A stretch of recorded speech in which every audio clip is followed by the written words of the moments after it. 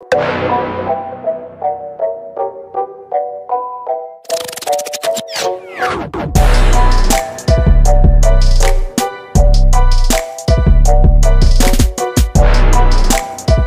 Farm medicinal chemistry हम पढ़ रहे थे, जहां पे आज हम डिस्कस करेंगे हमारे एंटी नियोप्लास्टिक एजेंट्स का लास्ट टॉपिक, जिसके बारे में हम पढ़ेंगे about plants and some miscellaneous drugs.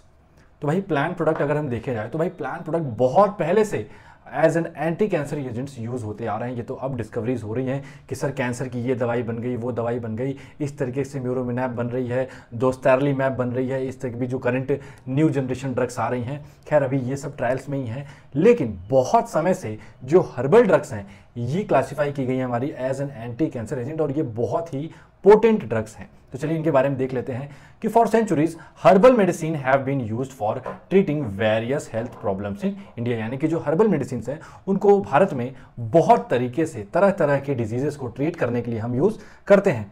Herbal medicine comprises of plant और मिक्सचर ऑफ प्लांट एक्सट्रैक्ट। अब हर्बल मेडिसिन में क्या होता है सर, प्लांट के एक्सट्रैक्ट होते हैं, यानी कि प्लांट के लीफ से हुआ एक्सट्रैक्ट हो सकता है, स्टेम से हो सकता है, फ्लावर से हो सकता है, उनके रूट से हो सकता है, यानी कि कुछ एक या एक से अधिक पौधों के एक्सट्रैक्ट होते हैं, जिससे हम क्या बनाते हैं सर, हर्बल मेडिसिन बनाते हैं।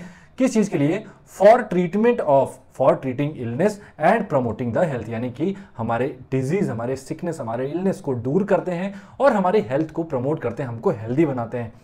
People suffering from cancer used herbal medicine as most used complementary and alternative method. देखो जिनको भी कैंसर हो जाता है आज के टाइम पे अगर देखा जाए तो अगर कोई भी चीज हम देखते हैं कि जो चीज एलोपैथ से नहीं ठीक हो पा रही है, लोग उसका अल्टरनेटिव ट्रीटमेंट क्या देते हैं? होम्योपैथ, आयुर्वेद। तो भाई इन सब चीजों में कहां से चीजें आती हैं? ये जो हमारे ड्रग्स आती है कहां से आती है? सीधे सीधे हमारे प्लांट से एक्सट्रैक्ट किए गए होते हैं। तो भाई प्लांट वाली जो मेडिसिन हैं उन्हीं की बात हम यहां करने वाले हैं as an anti cancer agent. Next point बात करें तो medicinal plant relieve and treat cancer. जो मेडिसिनल प्लांट्स होती हैं वो हमारे कैंसर को ना सिर्फ रिलीव देती हैं बल्कि उनको ट्रीट भी करती हैं with help of compounds having antioxidant and anti cancer activities. जैसे कि बहुत सारे कंपाउंड्स का ये मदद लेती हैं जिनमें एंटी कैंसर और एंटीऑक्सीडेंट एक्टिविटी देखने को मिलती है, जिससे क्या होता है, जिससे कार्सिनोजेनिक सेल जो होती हैं वो क्या होती हैं, डिस्ट्रॉय हो जाती हैं। Some plants have natural property to inhibit the spreading और risk of developing various forms of cancer। बल्कि कुछ ऐसी प्लांट्स होती हैं जिनकी नेचुरल प्रॉपर्टी है, जिनमें और किसी चीज की जरूरत नहीं है, उनकी नेचुरल प्रॉपर्टी ये है कि वो हमारे कैंसर को स्प्रेड होने से और कैंसर को डेवलप करने से बचाता है। चलो नेक्स्ट बात करते हैं कौन कौन सी ऐसी प्लांट्स हैं, उनकी जो लिस्ट है वो हम यहाँ पे डिस्कस करेंगे कि भाई ऐसी कौन कौन से प्लांट्स हैं, उनमें कौन कौन से कंस्टिट्यूएंट्स पाए जाते हैं, उनके क्या कॉमन नेम्स है, साथ ही साथ उनके किस मैकेनिज्म से वो काम करते हैं। इन सभी चीज़ों को हम यहाँ पे डिस्कस करने वाले हैं। तो सबसे पहले देखें तो हमारे पास है ऑटम क्रोकस। हमारे पास क्या है? Autumn crocus. इसको हम कहते हैं कोलचिकम ऑटमनेल। कॉमन नेम अगर बात करें तो naked ladies, colchicum and me down saffron कहते हैं। कंपाउंड्स में बात करें तो इसमें कोल्चिसीन पाई जाती है। हमारी कोल्चिसीन एक बहुत ही पोटेंट एंटी कैंसर एजेंट है। It used to treat inflammatory disorders, also valued for its chemotherapeutic properties. ये किस लिए वैल्यू की गई सर? अपने कीमोथेरेपिक प्रॉपर्टीज के लिए इसको हम यूज करते हैं, इसलिए इसको वैल्यू करते हैं। दूसरी बात करें तो यहाँ पे कौन है? बर्च। बर्च कहते हैं बेट्यूला एल्बा। इनकी आपने जरूर अपने कोग्नोसी में पढ़ी होगी कि भाई बर्च को क्या कहते हैं? बेट्यूला अल्बा। कॉमन नेम्स में इसको बर्च कहते हैं। कंपाउंड इसमें पाया जाता है betulinic acid which is often used in prostate cancer. हमारे मेल्स में ऑफनली इनको प्रोस्टेट कैंसर के लिए यूज किया जाता है। किसको? बर्च को। सी की बात करें तो कैंपोथिका। यहाँ पे बेसिकली कैंपोथिका की बात की जा रही है। इनको कहते हैं, स्पीसीज हैं कैंपोथिका एक्यूमिनाटा। कॉमन नेम्स की बात करें तो जीसू या हैप्पी ट्री कहते हैं। इनको क्या कहते हैं सर? हैप्पी ट्री, यानी कि एक खुश पेड़।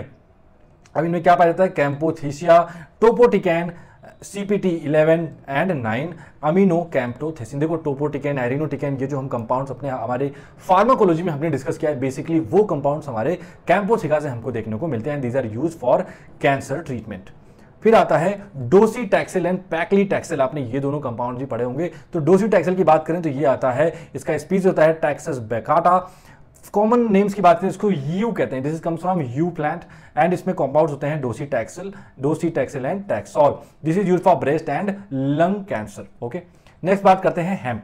हेम्प की बात करें कैनबिस सटाइवा से मिलता है। मारिजुआना, भांग, गांजा, हशीश, है ना, ये कहते हैं इनको। अब इसमें जो डेल्टा 9 एंड टेट्राहाइड्रोकैबिनो इनको इनमें पाए जाते हैं, कॉमनली यूज फॉर कॉमनली। इसको देखो, आप इसको ज़्यादातर मूवीज़ में देखे होगे कि भाई marijuana की खेती होती है, उसमें क्या करते हैं, उसमें क्रिस्टल्स बनाते हैं, मैथ बनाते हैं, बहुत सारी चीज़ें देखी। लेकिन marijuana बहुत सारे मूवीज़ में ऐसे एजेंट की तरह दिखाते हैं जिससे क्या होता है सर, हेलुसिनेशन कॉज होता है, जिससे लोग ड्रग्स की तरह यूज़ करते हैं, बट ये as an anti cancer agent भी यूज़ किया जाता है। नेक्स्ट बात करें लेपैको ट्री, यहाँ पे टेबिब्यूआ इम्पेटिगोनोसा एंड टेविलिनेडी इसको कहते हैं बेसिकली, ये इन स्पीसीज में पाया जाता है। एंड यहाँ पे लेपैको पाउडैरको एंड टहीबो एंड पाइरोक्सो ईपी रॉक्सोबिन को कहते हैं, इनमें पाया जाता है बीटा लेपेकॉन एंड लेपाकॉल। ठीक है, promoted as a treatment for number of human element and including the cancer, यानी कि और बहुत सारी चीजों के लिए यूज होता है, साथ ही साथ कैंसर में भी ये यूज किया जाता है। फिर आता है हमारा मैपल, दैट इज पोडोफिलम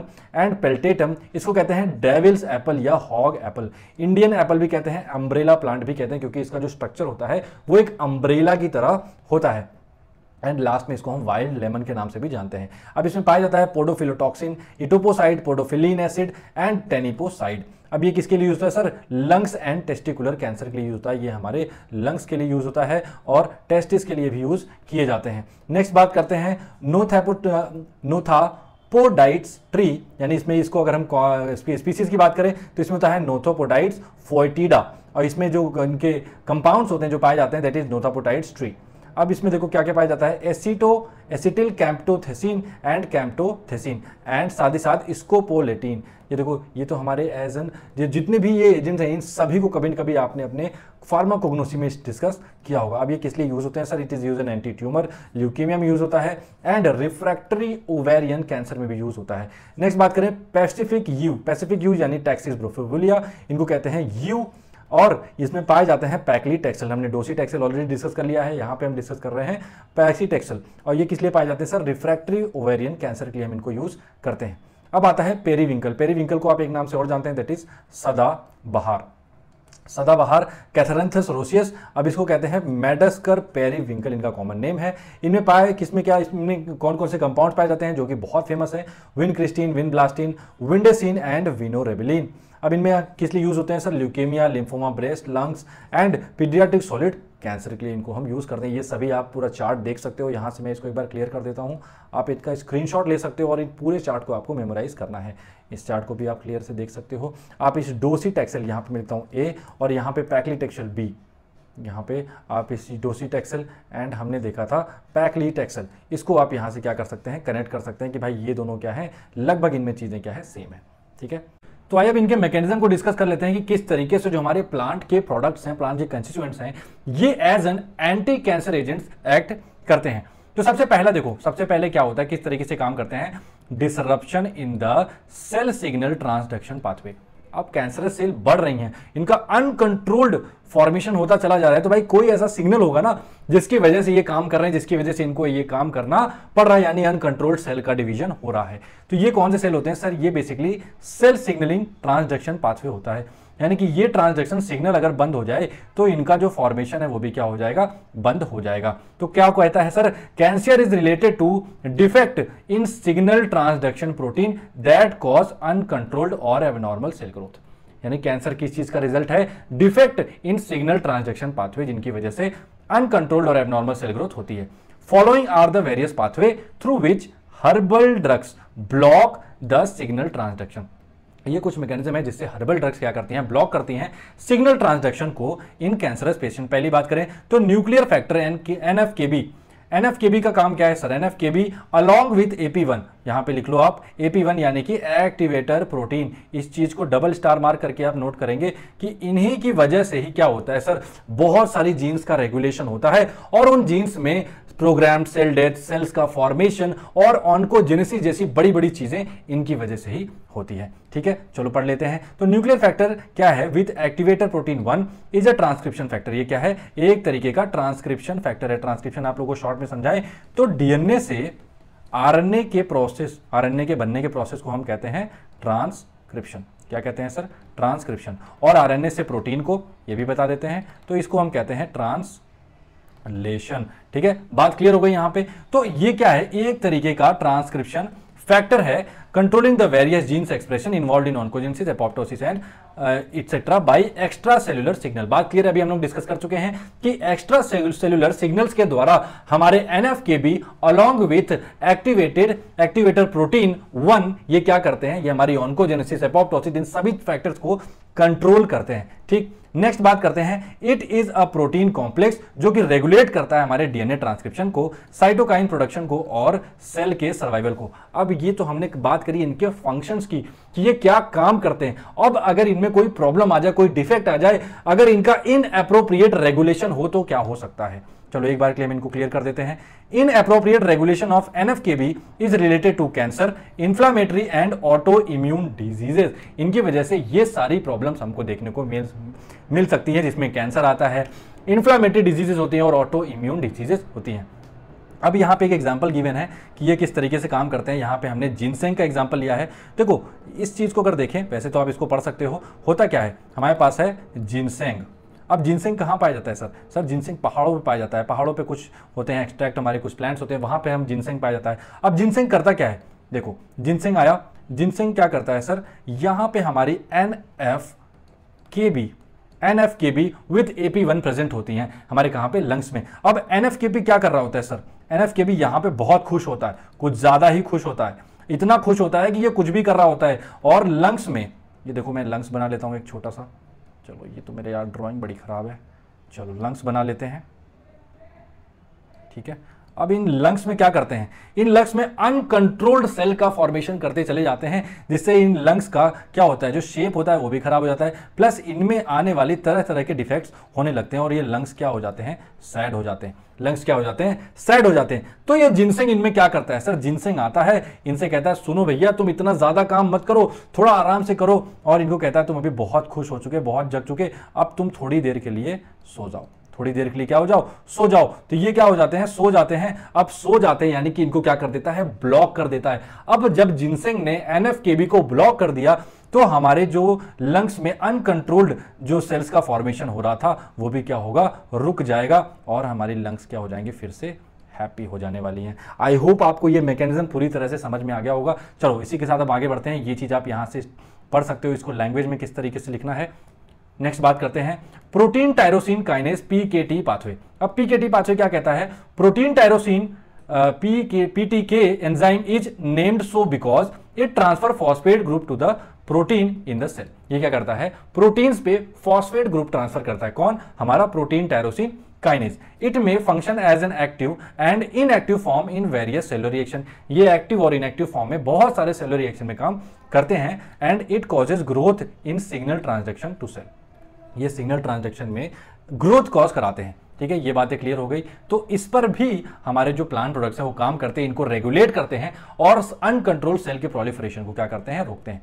नेक्स्ट और सबसे इंपॉर्टेंट पॉइंट, यहां पे आप स्टार मार्क भी करेंगे, ये क्या है हमारा, मॉडिफिकेशन इन सेल साइकिल। अब सेल साइकिल की बात करें तो हमारे पास G0 फेज होता है, G1 फेज होता है, M फेज होता है, S फेज होता है, G2 फेज होता है। भाई इन सभी फेजेस की अहमियत क्या है कि ये हमारे कंट्रोल पॉइंट्स हैं, कि इन्हीं पे जा करके जो सेल का फॉर्मेशन है वो कंट्रोल हो सकता है, इन्हीं से नेक्स्ट सेल का फॉर्मेशन भी हो सकता है और ये हमारे लिए एक स्टॉपेज पॉइंट भी हो सकते हैं कि बस इसके बाद रुक जाना है। लेकिन क्या पता हो कि सेल को समझ में ही ना आए कि कहां रुकना है और कहां से चलना है, तो इस कंडीशन में एबनॉर्मल सेल्स की ग्रोथ होना चालू हो जाती है। अब यही चीज natural and constant balance of cell cycle safeguard the standard cell escalation. यानी कि सेल के फॉर्मेशन को कौन सेफ गार्ड करता है, हमारा natural and constant balance in the cell cycle. Tumour is formed due to changes in the cell cycle. यानी अगर इस सेल साइकिल में किसी भी तरीके के चेंज होते हैं तो ट्यूमर का फॉर्मेशन होता है। The cell cycle elongates due to existence in control points G1, G2 phases. Neoplastic cells cannot prevent the cell division at control points. जो हमारी नियोप्लास्टिक सेल्स होती हैं इनको कंट्रोल पॉइंट्स नहीं दिखता है। नॉर्मल सेल्स को कंट्रोल पॉइंट दिखता है लेकिन नियोप्लास्टिक सेल्स को कंट्रोल पॉइंट्स नहीं दिखता है। इसकी वजह से इनमें अनकंट्रोल्ड सेल का फॉर्मेशन होता रहता है। Thus cell proliferation becomes deregulated. बात क्लियर है सर? हाँ ना बोल। चलो आगे बढ़ते हैं। नेक्स्ट बात करते हैं माइटोजेन एक्टिवेटेड प्रोटीन काइनेज यानी MAPK सिग्नल पाथवे। अब MAPK सिग्नल पाथवे इंड्यूस करता है signal for the cell division. ये सेल के, सपोज एक सेल है, जब इसमें MAPK सिग्नल पाथवे आएगा तभी इसका जो डिवीजन है ये पॉसिबल हो पाएगा, यानी कि इसमें डिवीजन इनिशिएट हो पाएगा।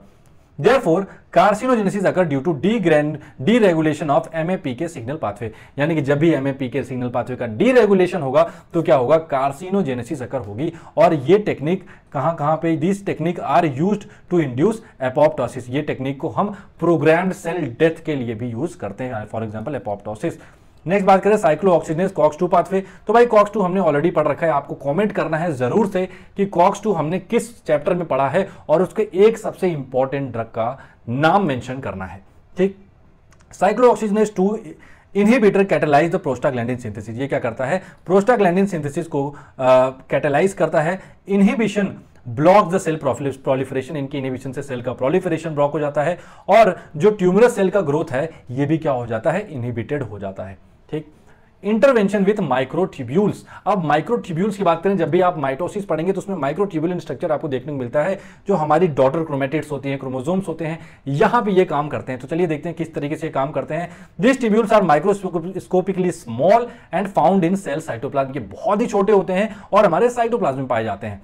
दे prevent the alignment of daughter chromosome and stop the mitosis. देखो माइटोसिस में बहुत सारे फेजेस होते हैं, मैं नॉर्मली एक बार रिकॉल करा देता हूं कि सर आपके होते हैं interphase, prophase, metaphase, anaphase and telophase. अब अगर इनमें से सपोज करो कि कोई भी प्रोडक्ट आके हमारे इसी एनाफेज में रुक जाए और इस टीलोफेज तक आगे बढ़े ही ना, इस टीलोफेज तक आगे ना बढ़े, तो क्या हमारे सेल्स का फॉर्मेशन हो पाएगा, क्या बिल्कुल नहीं हो पाएगा। तो यही कंडीशन यहां पे यूज हुई है कि they prevent the alignment of daughter chromosome, ये डॉटर क्रोमोसोम्स के अलाइनमेंट को प्रिवेंट करते हैं, जिससे माइटोसिस को ये रोक देंगे at anaphase which is lastly followed by apoptosis, जो कि लास्ट में अंततः जो कि एक सेल प्रोग्राम डेथ की तरह भी ये यूज किया जाता है, यानी कि एज अ, देखो यही प्रोसेस है हमारे एपोप्टोसिस का कि लास्ट में एनाफेज में क्या होगा, एनाफेज के स्टेप में जो डॉटर क्रोमोसोम से ये अलाइन नहीं करेगी, जिससे फर्दर जो हमारे सेल्स का फॉर डिवीजन है वो क्या होगा, रुक जाएगा।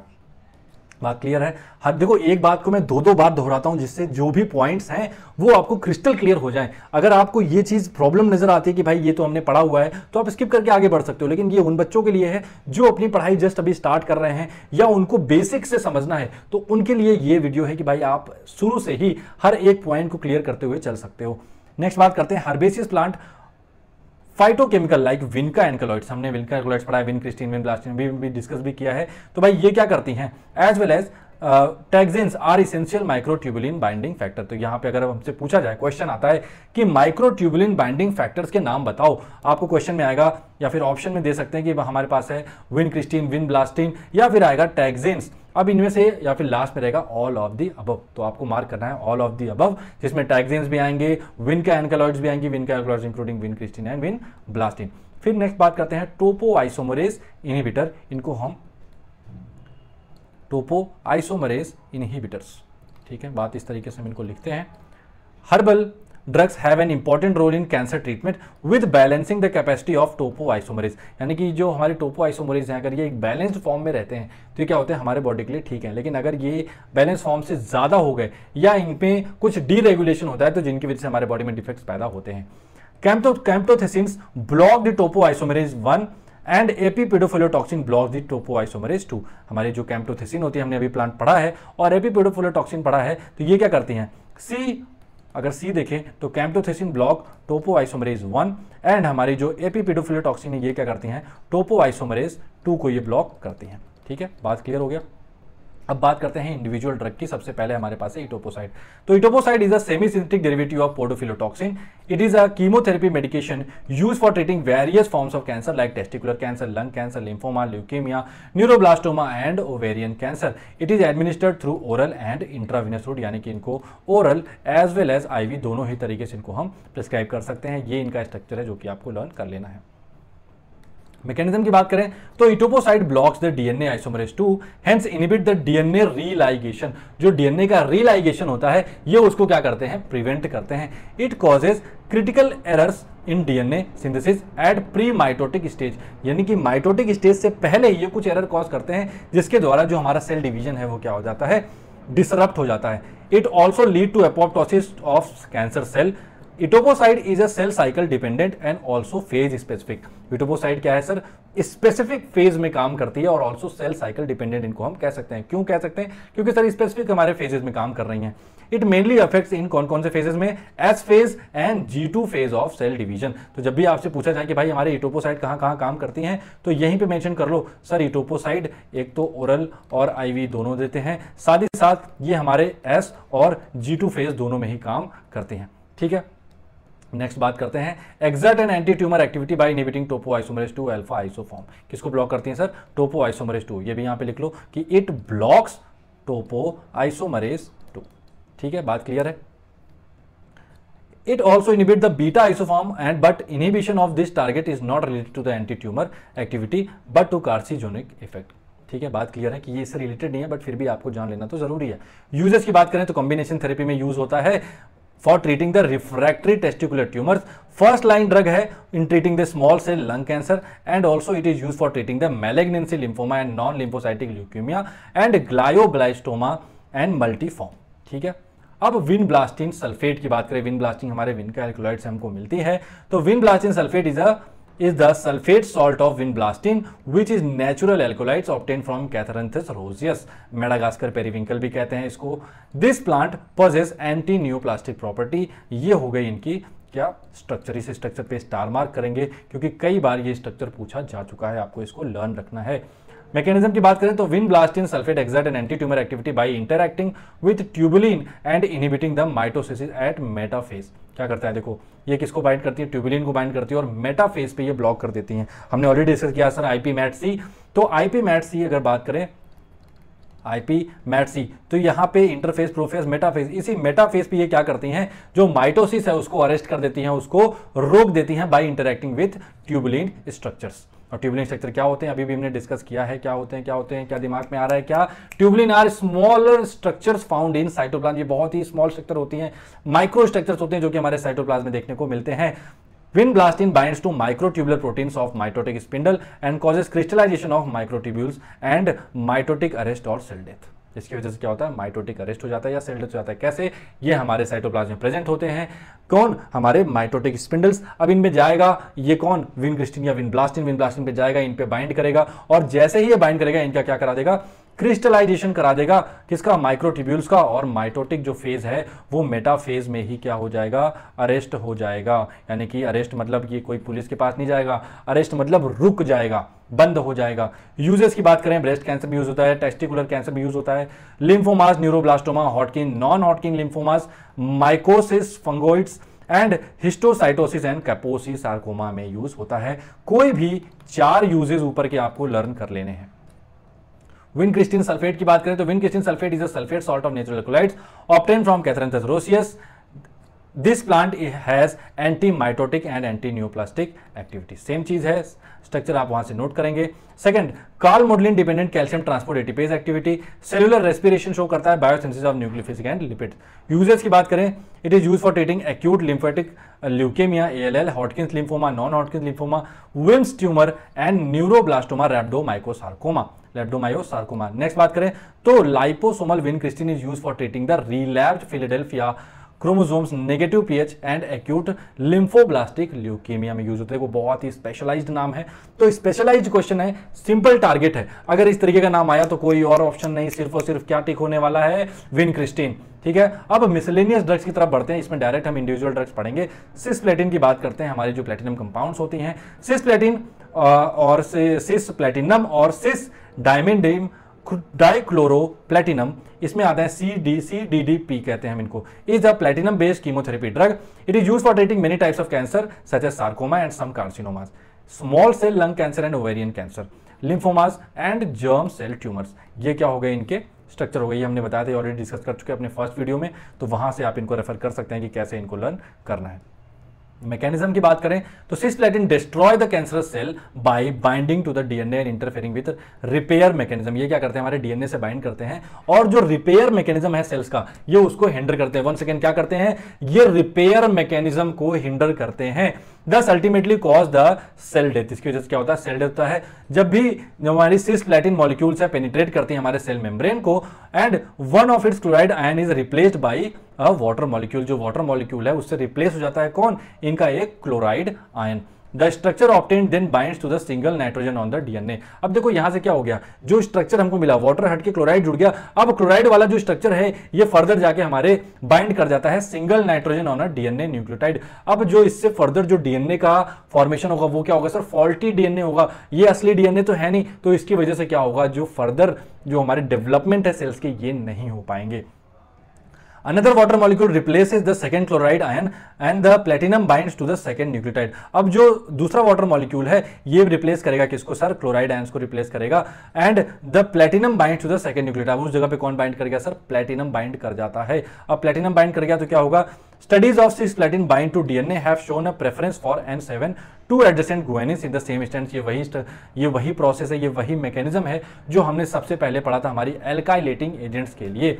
It also binds to adenosine and across the strand to be lesser extent। ये आप वहीं से रेफर कर सकते हैं direct. The complex of cisplatin and DNA attracts the HMG high mobility group 1 and other DNA repair protein that get irreversibly bind। अब यहाँ पे मेन स्ट्रक्चर क्या है, यानी कुछ प्रोटीन्स होती है, कुछ स्ट्रक्चर्स होती है, फॉर एग्जांपल हमारी HMG1 जो क्या है रिपेयर मैकेनिज्म में काम करती है, लेकिन ये इसको कौन बाइंड कर लेता है, इनको हमारी जो सिस्प्लेटिन्स हैं ये आके बाइंड कर लेती हैं, जिससे क्या होगा फर्दर जो रिपेयर मैकेनिज्म है वो क्या होगा, इनहिबिट हो जाएगा। It causes distortion of DNA shape. सिर्फ आपको इतना ही याद करना है, बाकी आप आगे देख सकते हैं। दस is inhibit the effective repair, the trans isomer of cisplatin cannot form 1,2 intrastranding and also do not exhibit the anti-neoplastic activity। अगर आपसे कोई पूछे कि जो ट्रांस आइसोमर है हमारे सिस्प्लेटिन का, क्या इसमें भी एंटी एक्टिविटी होती है, बिल्कुल नहीं होती है।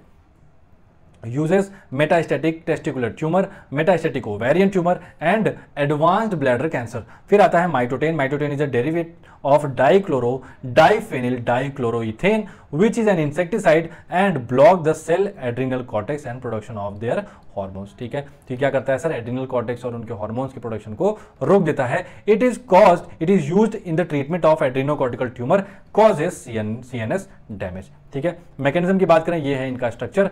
The biochemical mechanism of action of mitotane is still unknown. ये क्या है सर, अभी भी अननोन है। ठीक है, but according to the present data it changes the peripheral metabolism. लेकिन अभी की बात करें तो ये हमारे पेरिफेरल मेटाबॉलिज्म को ऑल्टर करते हैं of steroid and directly suppress the adrenal cortex, और एड्रिनल कॉर्टेक्स को सप्रेस कर देते हैं। यूज कहाँ किया जाता है sir, inoperable adrenocortical tumours and Cushing syndrome में हम इनको यूज करते हैं। इसी के साथ इस पार्ट को हम खत्म करेंगे, मिलेंगे आपसे नेक्स्ट यूनिट के लिए। सो आई होप आपको वीडियोस पसंद आ रहे होंगे। आपको जो भी डाउट्स आप कमेंट सेक्शन में कमेंट करके बता सकते हैं। हम जब भी इस पूरे सेशन को समअप करेंगे, हम उन सभी डाउट्स के लिए एक डेडिकेटेड जो वीडियो है वो हम रखने वाले हैं।